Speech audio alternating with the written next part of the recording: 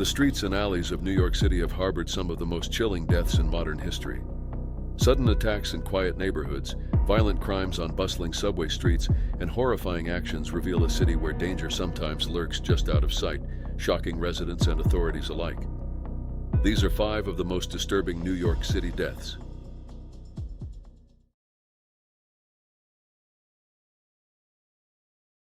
Kalief Browder was a determined young man from the Bronx, New York, whose life was marked by both promise and unimaginable hardship. From a young age, he faced profound challenges, yet those around him saw intelligence, humor, and resilience. Born on May 25, 1993, he was the youngest of 7 biological siblings.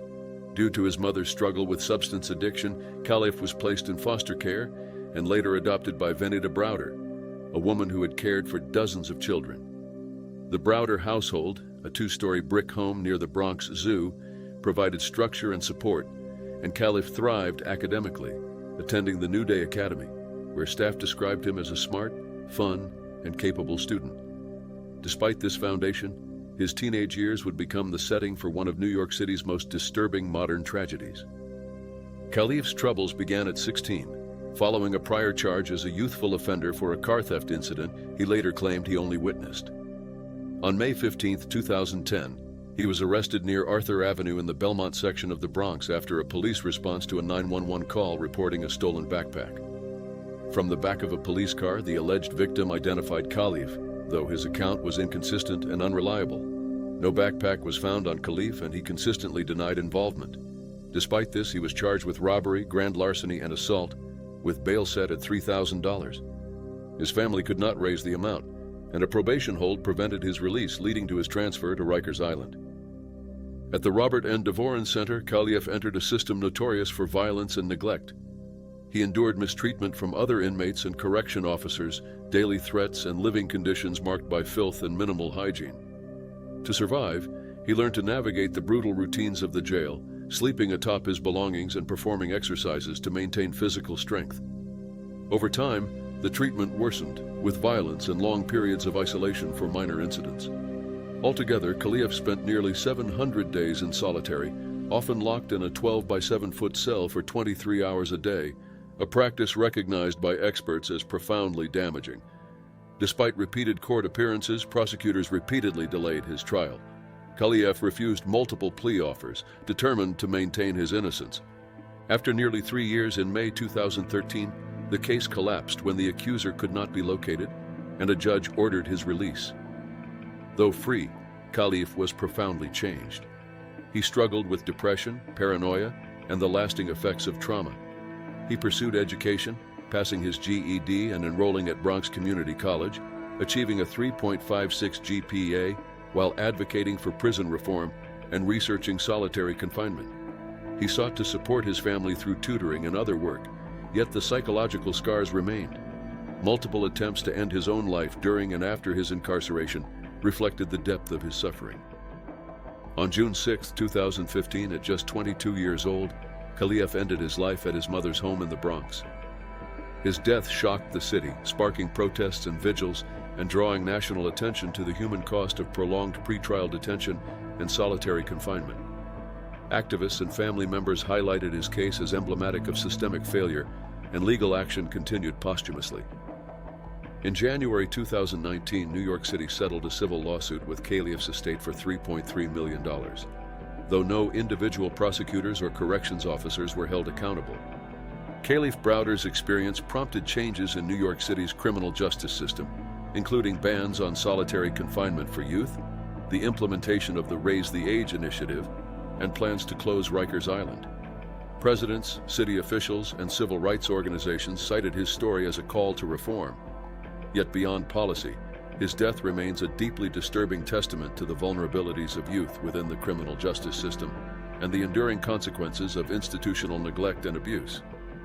Kalief's life and tragic death continue to resonate, symbolizing the urgent need for humane treatment and accountability in New York's legal and correctional systems.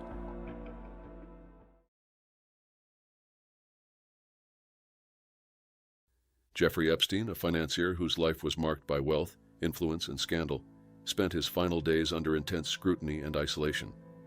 Known for his ties to prominent figures across politics, business, and global society, Epstein had been arrested on federal trafficking charges in July 2019, facing accusations that threatened to expose a network of illicit activity.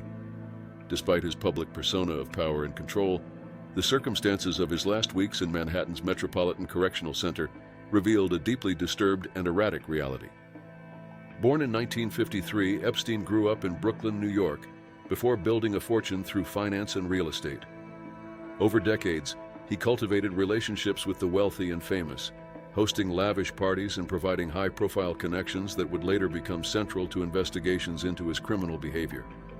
By 2008, Epstein had already faced legal consequences in Florida, pleading guilty to state charges of soliciting a minor and registering as an offender. Despite serving time, he continued to move in elite circles and accumulated substantial assets. His 2019 arrest in New York placed him at the center of federal scrutiny once again, this time with allegations of trafficking and conspiracy involving minors. In the weeks leading to his death, Epstein's mental state deteriorated significantly. After a reported attempt to take his own life on July 23rd, he was placed on watch but removed from observation just 6 days later. Prison documents show he struggled with insomnia, anxiety, hypertension, constipation, lower back pain, and prediabetes. His behavior grew increasingly bizarre. He would sit in the corner of his cell, covering his ears to block out the noise of a broken toilet, argued over the color of his prison jumpsuit, and made phone calls claiming to reach family members who had been dead for years. His failed request for bail on July 18th, alongside the prospect of a decades-long prison sentence, compounded his distress. Attempts to find comfort, such as purchasing small items from the commissary, did little to alleviate his mental strain. On August 10, 2019, Epstein was found unresponsive in his cell at 6:30 a.m., kneeling beside his bunk with a bedsheet tied to the top frame and wrapped around his neck. Guards performed CPR before transporting him to New York Downtown Hospital, where he was pronounced dead at 6:39 a.m. Investigations revealed that the standard safety protocols were ignored.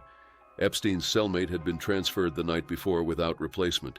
Mandatory 30-minute checks were not conducted, and the officers on duty, Tova Noel and Michael Thomas, fell asleep for approximately 3 hours and falsified records of their rounds. Even stranger, 2 security cameras near his cell had malfunctioned, while a third provided unusable footage. The official ruling by New York City's medical examiner classified Epstein's death as the result of his own deliberate actions, a conclusion supported by the Federal Bureau of Investigation and the Department of Justice Inspector General after extensive reviews. Epstein's legal team, however, challenged this finding, citing the nature of his neck injuries as potentially more consistent with homicidal strangulation. Pathologist Michael Baden, who observed the autopsy, reported multiple fractures, including to the hyoid bone, and argued that such findings were atypical for self-inflicted neck compression. The medical examiner and other experts, including neurosurgeons and forensic specialists, countered that these injuries could still occur in a self-inflicted scenario, particularly given Epstein's age and reduced bone density. Despite these disputes, the Department of Justice's Inspector General concluded that there was no evidence contradicting the official findings. Epstein's death had immediate legal and cultural repercussions. All charges against him were dismissed, while ongoing investigations shifted to his associates, including Ghislaine Maxwell, who was later convicted on trafficking counts. Public skepticism and conspiracy theories flourished due to the procedural failures in his incarceration and Epstein's connections to powerful figures. Surveys conducted in the months following his death found that a majority of Americans questioned the official account, with speculation ranging from foul play to staged scenarios. His brother, Mark Epstein, consistently expressed doubts, calling for further investigation, although he confirmed no wrongdoing on his part. Following the autopsy, Epstein's body was claimed by Mark and buried in an unmarked tomb in Palm Beach, Florida. The incident prompted widespread criticism of the Federal Bureau of Prisons and the Metropolitan Correctional Center, eventually contributing to the facility's closure in 2021. Epstein's death, under circumstances marked by neglect, mismanagement, and ongoing controversy, remains one of the most disturbing deaths in New York City history, highlighting systemic failures and the intersection of crime, wealth, and power.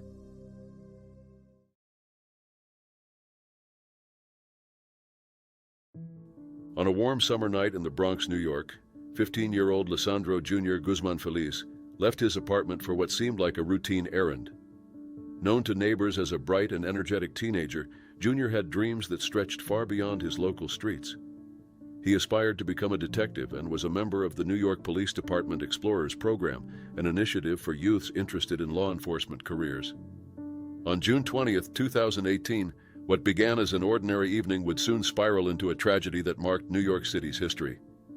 Junior was the youngest of 4 children in a close-knit Dominican-American family. His parents, Lisandro Guzman and Leandra Feliz, had always emphasized the importance of education and community. He attended Dr. Richard Izquierdo Health and Science Charter School and was a typical teenager, interested in video games, sports, and spending time with friends. Despite his youth, he carried himself with responsibility and ambition, already looking toward a career dedicated to serving and protecting others. Friends and family described him as playful yet conscientious, with a bright smile and an enthusiasm that touched everyone around him. That evening, Junior left his home around 11:30 p.m. to meet a friend, carrying only a few dollars and unaware of the danger awaiting him. While walking through Belmont, he noticed 4 suspicious vehicles trailing him. Alarmed, he began to run, pursued for several blocks by men later identified as members of the Dominican-American gang, the Trinitarios. Seeking refuge, he sprinted toward a nearby bodega at the corner of Bathgate Avenue and East 183rd Street.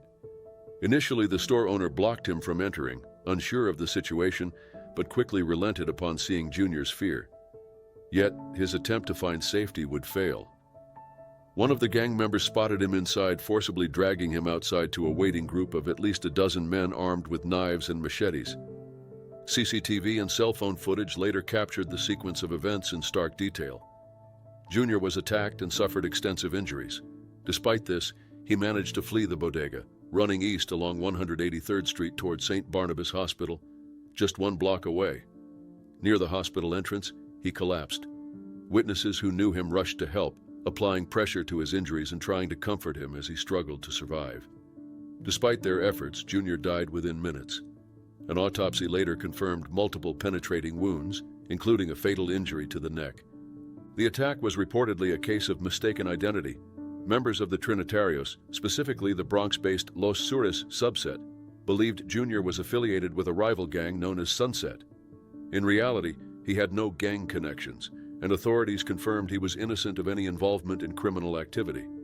His horrific death sparked widespread outrage, amplified by the circulation of graphic videos online, and quickly became a symbol of the dangers posed by gang violence targeting youth. Social media responded with the viral hashtag #JusticeForJunior, and hundreds attended his funeral and memorials in the Bronx. Law enforcement moved swiftly, arresting 14 suspects aged 18 to 29. 5 of the gang members, Jonaiki Martinez Estrella, Manuel Rivera, Elvin Garcia, Jose Muniz, and Antonio Rodriguez Hernandez Santiago, were later convicted of first and second-degree killing, gang assault, and conspiracy. Martinez Estrella, who delivered the fatal stab wound, was sentenced to 25 years to life. In a shocking postscript, on June 27, 2025, Martinez Estrella was found dead in his cell at Coxsackie Correctional Facility, with the cause of death still under investigation.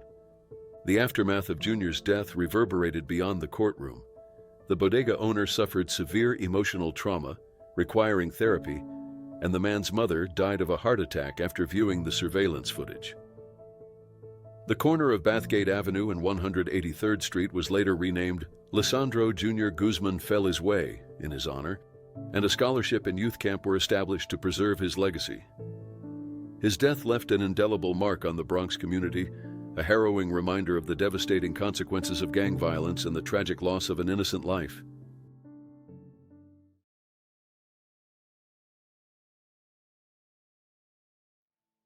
Eric Garner, a 43-year-old father of 6 from Staten Island, New York, was widely known in his community as a neighborhood peacemaker. Standing over 350 pounds and struggling with asthma, heart disease, and obesity, Garner had spent much of his life navigating both personal health challenges and repeated encounters with law enforcement. On July 17, 2014, an ordinary summer afternoon would tragically mark one of the most disturbing deaths in New York City history, forever altering public discourse on police conduct. Born on September 15, 1970, Garner worked as a horticulturist for the New York City Department of Parks and Recreation before leaving the job due to health concerns. Married to Esau Garner, he was also a devoted grandfather and had 3 grandchildren. Garner had a long history with the NYPD, having been arrested more than 30 times since 1980 for charges including assault, resisting arrest, and grand larceny, many of which involved allegedly selling untaxed cigarettes. In 2007, he filed a federal complaint against a police officer for a humiliating and invasive street search, underscoring his fraught relationship with law enforcement. Despite this, friends described him as a calming presence in his neighborhood, someone who often intervened to stop fights and maintain peace. On the afternoon of July 17, 2014, Garner was approached by plainclothes officer Justin D'Amico in front of a Staten Island beauty supply store, shortly after breaking up a street altercation. Officers accused him of selling Lucy's, single cigarettes without tax stamps, a minor offense under New York law. Garner protested, insisting he had done nothing wrong and expressing frustration at what he perceived as ongoing harassment. As a video recorded by bystander Ramsey Orta shows, when Officer Daniel Pantaleo moved to handcuff Garner, he resisted, raising his arms and pleading for the officers not to touch him. Pantaleo then wrapped his arm around Garner's neck in a prohibited chokehold and forced him backward to the ground. Garner struggled and, while pinned face down on the sidewalk by multiple officers, repeatedly gasped, "I can't breathe," 11 times. Despite losing consciousness, Garner remained handcuffed and prone on the sidewalk for 7 minutes while officers awaited an ambulance. Emergency responders provided minimal aid on arrival, and Garner was pronounced dead roughly an hour later at Richmond University Medical Center. The New York City medical examiner ruled his death a homicide, citing compression of the neck, compression of the chest, and prone positioning during physical restraint, while noting asthma, heart disease, and obesity as contributing factors. Garner's death ignited widespread outrage, with protests erupting across New York City and the nation, "I can't breathe," becoming a rallying cry for movements demanding police accountability. In the aftermath, Pantaleo was stripped of his badge and firearm, placed on desk duty, and eventually fired in August 2019 following a police disciplinary hearing that found he had recklessly applied a chokehold. The city of New York settled with Garner's family for $5.9 million in 2015. No criminal charges were ever filed against Pantaleo, a decision that fueled continuing protests and calls for systemic police reform. Garner's death remains a pivotal moment in modern American history, a tragic example of the lethal consequences of excessive force, and a dark page in New York's history.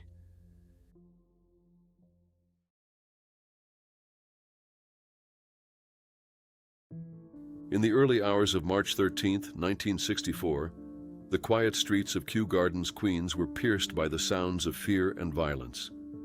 Catherine "Kitty" Genovese, a 28-year-old bartender and bar manager, was returning home after a night shift at Ev's 11th Hour Bar. Known among friends and co-workers for her wit, charm, and self-assured personality, Kitty lived with her girlfriend Mary Ann Zilanko in a modest apartment on Austin Street. The city was dark, cold, and still as she parked her red Fiat in the station lot near her building, unaware that a man with violent intent had already spotted her. Born on July 7, 1935 in Brooklyn, Kitty was the eldest of 5 children in a close-knit Italian-American family. She had lived in both Brooklyn and New Canaan, Connecticut, attending Prospect Heights High School and navigating the complexities of her personal life.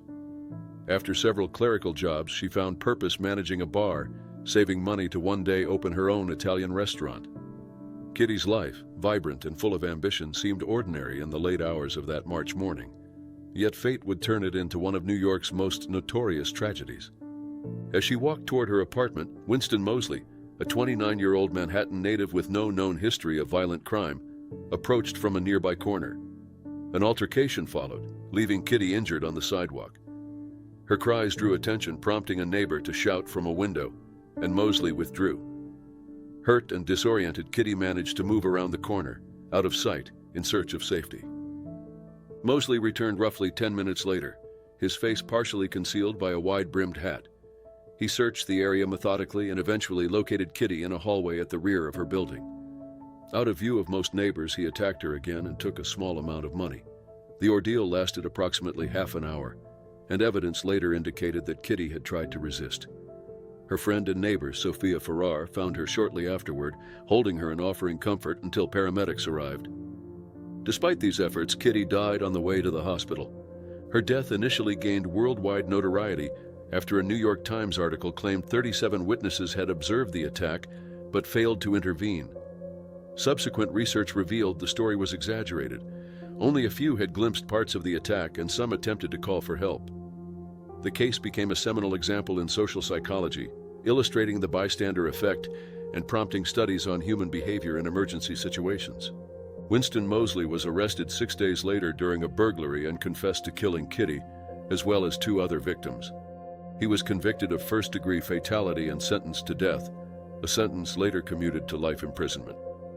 Moseley escaped briefly in 1968, committing additional crimes before being recaptured, and remained in prison until his death in 2016 at age 81, after serving nearly 52 years.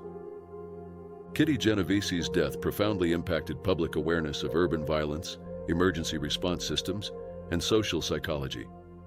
Her death inspired the eventual creation of the 911 system in New York City and remains one of the most disturbing and studied deaths in the history of the city, a stark reminder of both human vulnerability and the complexities of communal responsibility.